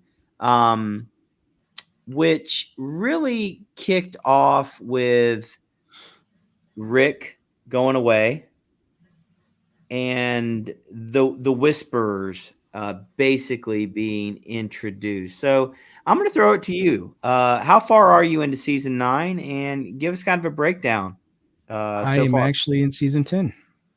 I I'm am gonna, I'm half. gonna hush my mouth and still let you have it. I can't remember what episode I'm on, but we're in the Commonwealth. We're several episodes into that. Well Okay, into all that. right, all We're right. we're into the basically the class warfare part of it. Yes. So I thought that I haven't had a moment in a television show in a long time as the introduction to the Whispers arc. So, you have uh, Eugene and what's her face? Rosita. Rosita. They're going off to the radio tower and they never make it, right? Right. And they're running through the forest. They're trying to get out.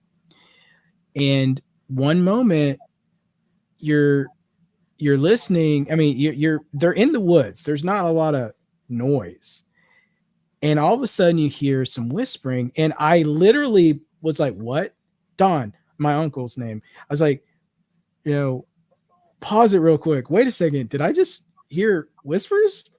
And I was like, what is happening? And I had him rewind it, Oh, we Hmm. call it rewinding. I went back, Boy, we're because dating it was a ourselves, aren't VHS. we? Yeah. So, I reverse it and, a couple frames and he's just playing coy, right? He's already seen this. He's just playing coy with me. Like, what are you talking about? Blah, blah, blah.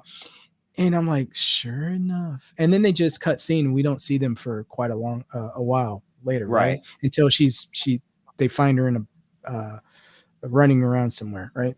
And I was amazed that I was like, are do these people have the guts to tell a dark psychological horror aspect of it? And it did kind of blindside me. These were skinwalkers, right? I kind of got my goat a little bit. Right. And I do think once they had the cat was out of the bag, it declined a little bit. Um, and but I did like this psychological stuff that they started showing in this season, like the mother, and the flashback of the kid. For the longest time, I thought the kid was just gonna be a kind of like this playing both sides, and maybe it was just evil, from these people. Right. But Right. Yeah, that's kind of turns how out it was she's not presented early on. early on. But then, and I didn't like Henry at all up front. Like I was just like, this kid, oh man, he's even worse than he was as a kid. And he grew on me because he was like the embodiment of Carl at that point. That he's the new Carl. He started saying things I agreed with because a lot of the people around, all the core people, even Michonne, my baby girl Michonne. I love you, Michonne. I think you're the greatest actress if you're ever listening to this. Even I started hating Michonne's character, even though because I didn't see the cues on the screen. I thought it was smart once you got the aha moment. Oh, Right. that scar wasn't always there on her back, right? The brand. I didn't Yes. realize that was foreshadowing. And so I think there's some sloppy storytelling. Maybe it's smart storytelling. I don't know. I didn't get it at front. I was like, where'd that come from? And it's just like it's a one and done. And they do that several times in the series, in season 9 and season 10, and it kind of belabors it like I'm doing this point. Uh, You're fine. so when you find out these are actual people, it's kind of like that cliffhanger moment. And then everything starts, there's a little bit more exposition. They come out into the daylight. They do some gruesome things still, but it's an interesting take. And then you learn the girl has she doesn't remember history the same way. So you're kind of like they're telling a psychological horror in this zombie film, and I thought that was really smart Mhm. because they started to dive in the horror. In fact, they started to do more horror stuff within the horror and within the psychological horror. Then now they're actually doing more claustrophobic scenes with the zombies. The zombies become more less of a backdrop and more of an active threat. And which is interesting because a lot of these zombies should probably be wasting away, right? At this point, You would we're think. we're like 7 years on, and these things are still moving, which kind of like begs the question: where are they getting their new flesh? Like how are these things beginning upkeep? Is are there pockets of mankind being overrun or fallen into disarray, and then they're just joining the horde? The aftermath joins the horde. So there's a lot of like world building here that I'm getting, that I'm asking internally. Right. And we're seeing this horror play out. The mother, she, man, I tell you what, the actress nails crazy. She nails crazy really good. And I really love Negan. And everything that I've been talking about Negan's story arc is coming to fruition. And it was just the obvious thing. And that's jumping to season 10 when they actually give us backstory about him and his wife. I was like, you know Wow. what? I get it. I was like, I get it So now. you did see that episode? Oh yeah. Okay. All right. I mean, Negan made Negan, right? He made Negan to deal with his mess up, and it's a mess up that he was just like, it's like when you've done something and you know it's a mistake, and then a year later you make the same mistake, and you're just like, how did I make that mistake? Right. That's Negan, but it took him, but because of the stakes, it took him over the edge, and he was just like, never again. We're gonna put order to this madness. Never again. So, and then you see the girl with the tattoo on her neck. That's the girl from that episode. Yes. Yeah. So, You're right. yeah. So you're like, okay, so he's actually not the worst person in the world. And that there never seems to be sort of relationship like he did with the other guy's wives, right? Right. So you're like, yeah, that was a, that person was the sacred cow of the Negan arc, right? This is the daughter of the doctor who actually helped his wife. So this is a lieutenant. This isn't like a resource, right? Or the resource in a way, but it's like you're part of the gang, right? Right. So that I thought was interesting. I'm not sure if they really meant to have that on screen, but that's what I got out of it. And then um, he references the baby that is being raised by the dude with the stump, and So he's Gracie, who's just being like, raised by yeah, Grace, Aaron. yeah, and Gracie is the daughter of the guy who was in the original group with um, Rick, that Rick murders, and he's just like, y'all came into my house, murdered a father of under my protection, and then you took the baby. Mm-hmm. Like he may be like saying something, like he may be like holding it over their head, but he's not wrong. Nope. The deed was done, and you thought you were the good guy doing it, but were you? Do you even self-reflect? Because he's self-reflecting, and all the time it seems, before his story arc, tried to the redemption arc, he was always like, yeah, I know I'm terrible, I know it, I'm just Mhm. honest with myself. That that is a interesting villain. That is an interesting villain. And I used to hate Negan. Like, I hated him after what he did to my favorite characters, right? And I Right. think they wanted that too, but they've done it in such a good storytelling way where, like, hey, yeah, he's terrible, but he's been listening to these people and locked in a cell, and the one time he got out, the one time they slipped up, he came back. He's just like, Yep. yeah, this life was not all it was cracked up there. This is done. It's a done deal. I'd rather have a cage. And I thought that um was great. And I'll be honest with you, some of the characters that you love throughout, seasons 5, 6, 7, they're insufferable in 8, 9, and 10. Right. Like, especially Maggie, like, she's insufferable. I think now I haven't gotten to where they're going with that yet. So Right. I'm sure she's gonna be a likable character again, but she's not very likable. Matter of fact, the priest, he's not very likable either. Like, this dude's done. He's done, fully cooked. He's fully cooked, man. This dude is done. Like, I don't really care for his character anymore. Um, it's just, this dude snapped. And there's other characters that I just don't care for anymore. And it's very interesting because I'm sure if I go back and watch the original seasons, they're going to be endearing again, right? It's just what this show is doing. They're they're having people snap, and they're telling the story of how they snapped, and Right. they're actually showing some more psychological things that happened in the past that are causing them to. So when Michonne, she's being insufferable, and you're like, you're being an unreasonable, like, person. You're like, you're not making any sense. This isn't the Michonne from the last season. And maybe that's just bad storytelling, right? Because she is kind of being a terrible person, but then you Mhm. realize what she went through and what she had to do to protect them kids. It's just like, I cannot cast that stone, because that's burned into her memory, man. She's Right. gonna. And and the doctor, the little island she went to, I thought that was an interesting episode. And that would be the one with that dude Virgil. Yeah, Virgil. Hmm. So yeah, it's a. I think they're setting up a decent story. It took them long enough, right? It only took them 10 seasons to make this thing, start spinning, down the road. Yeah. I enjoyed season 9. I enjoyed the resolution. So you're done with the Whisperers, right? Yeah. Well, and now, well, are the whispers really done?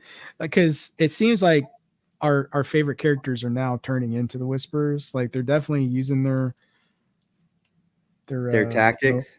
their tactics, and which is another kind of like. So what you're saying is that their tactics worked, and you just didn't like them being used against you, right? Against That's you. yeah, yeah. But you're totally willing to go out of your way, and that's why I like Negan. He's just like, yeah, man, I had a blast. Yeah, I was there, but I was also there helping you too. So give me a break. I I, you think that's know, honest. I think it is. So you know what? You can learn even from the enemy things that'll Yep. work. Yep. Um, I really like them leaning into that. I thought the Whisperers thing was interesting. I thought Beta was interesting. Oh yeah, I like this story arc. Considering I guess he was a famous musician Yep. at some point, and they actually referenced that in Fear the Walking Dead. There's an Easter egg where they come across an album cover with him on it. Yep. Just a random little thing. Not that it matters as much, but in the original comic, he was an all-star NBA player. Ah, okay. That's how they explain his height and his size. I'm like, okay, that would make some sense. Versus the musician, but I thought it was very enjoyable. I thought his fight with Negan at the end of that one, I thought it ended perfectly. Because they never actually said who he was, even though the watchers knew who he was. You know who that was? Oh yeah, he's a nobody. No, we all know who he was. We followed the clues. Oh yeah. Um, Well, I mean, they did show the album yeah, cover. Yeah, that was him. But remember the sneak peek when he killed the person and goes, "Oh, I know you're that guy," and he's just yep. like, "You're dead. You're dead meat, kid." That was interesting. I it, thought that I really liked the show, man. That was pretty cool. you know what I enjoyed. I think you will find some enjoyable parts from seasons 10 and 11. Admittedly, when you start getting to 10 and 11 seasons, it's hard to maintain um, consistency in terms of writing quality because you at a certain point you start running out of stories. I mean, season 9 adopted maybe three or well, maybe a couple more than that comic books as their source material. That's the one thing about The Walking Dead. They weren't doing 15, 20 comic books a year. They were taking three or four of them and spending a year and a half fleshing them out or stretching them out. So in a lot of cases, the storylines on television went way longer than the graphic novels ever actually went. But again, Yeah. like we said with Ahsoka and all the others, you've got to fill time Yep. because you have a certain episode commitment that you're responsible to. So, I'm glad you're enjoying Walking Dead season. I'm sure Lady Cephas will enjoy discussing the death of Henry. Which, by the way, just for the heck of it, just to throw this out there to tie it all together with Marvel, because as they say, it's all connected. You do know what Henry went on to next, right? What his next show was? Mm-mm. Miss Marvel. Really? He's her best What's it? friend. Oh, is that him? Yep. Yep. The one that Okay. figures out she's a mutant and they play. The one that is really smart and leaves Yep. her. Yep. Yeah, yeah, That yeah. well, see, I like that show, finally man. he learned to just leave and go, right? You don't get Yeah, piked. man. Hey, if you're in the friend zone, man, you need to get out of Dodge. I mean, It does there's not nothing end else. well. It doesn't end well, my man. It does not end well. But yeah, Yeah, that's where he landed. I'm sure he'll be in the he Marvels landed movie into coming up. friend zone. Yeah, well, I'm sure he'll land in the Marvels movie coming out next month as well. I would imagine because you saw Is the it coming parents, out? well, or escaping either way. Um, but I'm yeah, just because you not see that sure like that deserves a movie. Like that. I think yeah, I want I Miss just don't Marvel get to it. succeed. I really like that young lady.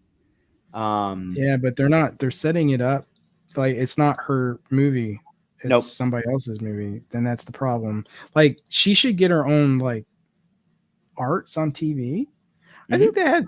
I think they did some good things. Like they showed you kind of like the New York Muslim community. They brought you down to ground zero on. I shouldn't say that because that's a Right, right, right. I'm with you. reference in New York. But they put you on the ground. in that community, and it's not something that a lot of TV shows do. You see the Jewish community in New Mhm. York, you see the Black community, the Spanish communities, but that's a community that hasn't had a lot of TV time. Right. And it was kind of like, oh, okay, this is interesting. I don't know how close it is into reality, but it was something that you don't see often.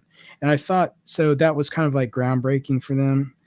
And it was a nice family story. It was Yep. a good, the kid, the friend zone kid, there's the drama, right? And the friend drama and all that stuff.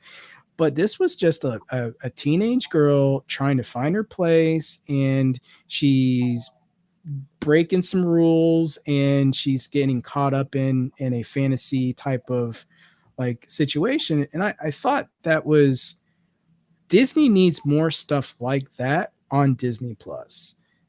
They don't need stuff like Moon Dude or whatever that show was. That was Moon Knight. stupid. Moon Knight. That But just supposedly getting to season 2 at some point one day. that's just a waste of the actor, right? That's just a waste of him. I just I'm just like, if all your actors are in all your IPs, then isn't this just the Disney Friend Hour? And you're now just a Super Mario Brothers, where there isn't actually a story behind the thing. It's just a play that you're putting on, and Koopa's just now being the villain, right? Well, It's the other like, thing is by announcing all these seasons, you're stretching these things out 2 and 3 years apart, not 1 year, multiple years. And again, the fan base, I maybe I'm just old and a curmudgeon. That's very possible. I don't think they're going to stick around. There's too many other things that come up during that time to make that appointment television or streaming out of sight, out of mind. Remember, if you can get along without me for too long, you don't need me. yep. So I think that's the risk What are they you? run. I'm not against green lighting second seasons. I'm against taking forever to do it. I'm not saying do a bad job. I'm saying don't stretch it out so far because you've got so many other projects that, let's be honest, people aren't asking for, but you're rolling them out there hoping they hit. That's not the position of strength Disney needs to act from. Yeah, well, I think they are finding that, and YouTube's also doing some ad stuff, like removing ad blocking from their platform. Mm-hmm. So there's a new wave of, and we've been in it for about a decade, but it's really starting to ramp up with ad revenue. So YouTube is eating their lunch in terms of smaller shows, right? You can watch, like, for a podcast, right? So you have the Joe Rogan that's over there on Spotify. You have Lex Friedman that's here on, or wherever on YouTube. Um, you have, just for, if you want interviews, you can watch comedy shows, right? There's plenty of comedy shows. There are political commentators, there's people talking about movies and video games, there's people playing movies, or playing out roles like self-made films, there's people playing video games and talking about them on streams. This is destroying Disney, the future of the medium that they've worked in for so long. Television's dead. The only thing that keeps it alive is sports, right? Live So sports, yeah. live sports, that is it. That is the only reason why the transportation hasn't been, ripped out from underneath them. So I think that what they're finding is that the individuals can crowd fund, right? They can't do it if they're using a fan IP. Like if they want to make their own Star Wars movie, you have to Right. self fund or get donations, sell T-shirts, but you can't use Kickstarter or GoFundMe because Disney will get the lawyers involved. That happened to Star Wars Theory, but people can crowdfund enough if there's enough momentum to where people are like, oh yeah, I'll give $20 here. And if enough people give $20, you can get a one-off product. And that one-off product may just put your foot in the door to having a full-time, like, everybody just believes in this and you're going to do it. And then you start to make money, and you put it on one of the Patreons, or your whatever your monthly things are. So I think that there's a new way of doing things, and also the time investment. You can tell impactful stories in smaller amounts of time, which obviously Disney is trying to do with their short times, but they're usually more personal on YouTube. You can get a comedy in 10 minutes instead Right. of having to, you know, do a whole season to get one funny part, right? So, or you have to make enough, you got to do the check boxes enough to get there before you can have your payoff. Yeah, I just think that the social media video platforms, and you know what Elon's doing with Twitter or X with the paying people to stream, you know, content on there. I just Right. think that there's a new generation that is taking over. We've had the worlds collided. We've coexisted, and now I think the new generation is taking over the media. I don't watch TV at all. Like, you won't catch me watching TV, but I watch Right. a lot of YouTube. I watch Twitch or Kick if it's a, you know, video game that I'm interested in. But I there's a lot of people reacting to things these days. Like one of the biggest YouTubers for video games, Asmongold, he plays video games in his attic, streams it, and while he's playing this video game in the downtime, he reacts to like other videos or reads articles and gives his opinion. There are so many people that do that. That is a genre into itself for the people who that resonates with. And Disney are competing with these people, Exactly. competing directly, competing. This is the true proof of grassroots, true proof, living proof. So big, it's eating the lunch of the giant. They've made Well, it.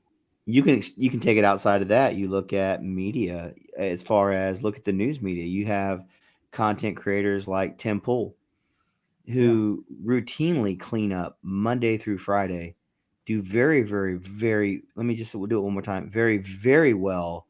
Um, Independent journalism, but you know what? It's a competition versus what we consider to be mainstream or legacy media.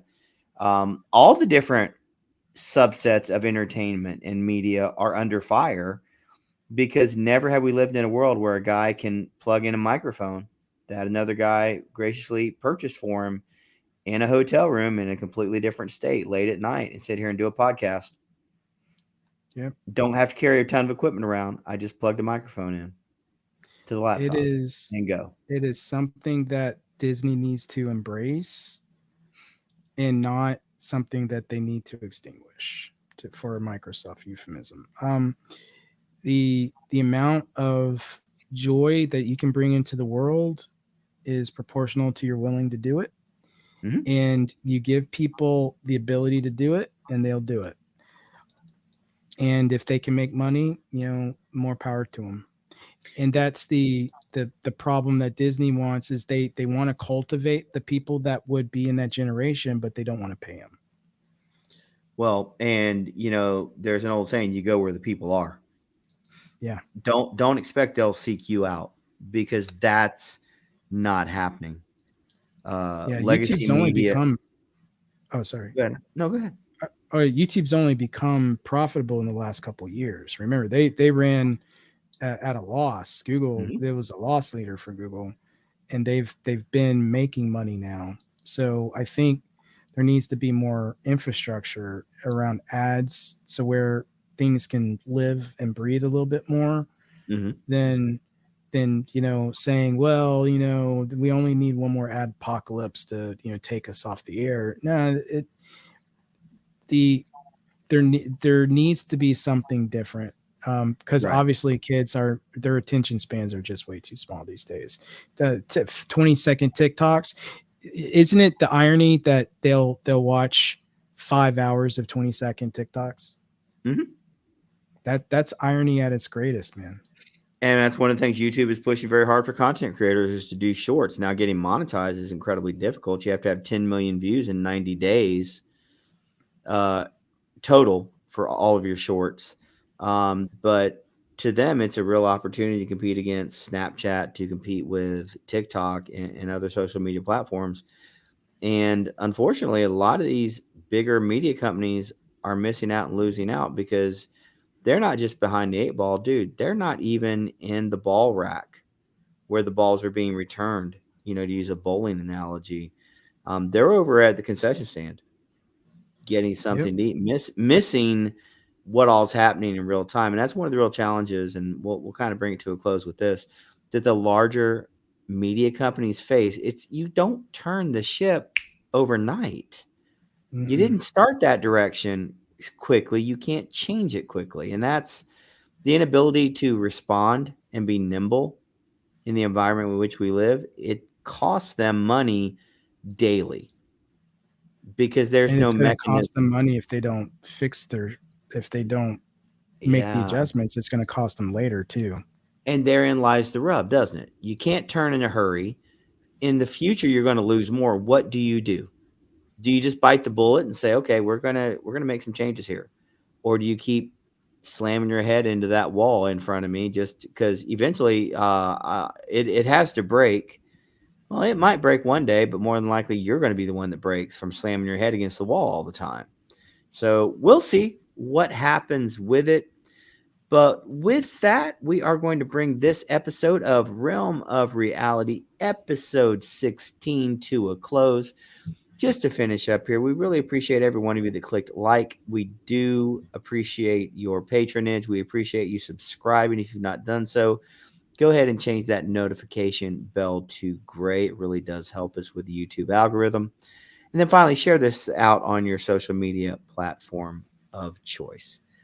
All right. Well, on behalf of BA, on behalf of Broken Ansible, I am still your humble host, the Lord Cephas. I hope you all have a great evening. Thank you for joining us, BA. Thank you for coming back on the show and giving us your thoughts on Ahsoka season 1 and for Walking Dead season 9. We look forward to having you back here very, very soon. And with that, we say, until next time, America, so long.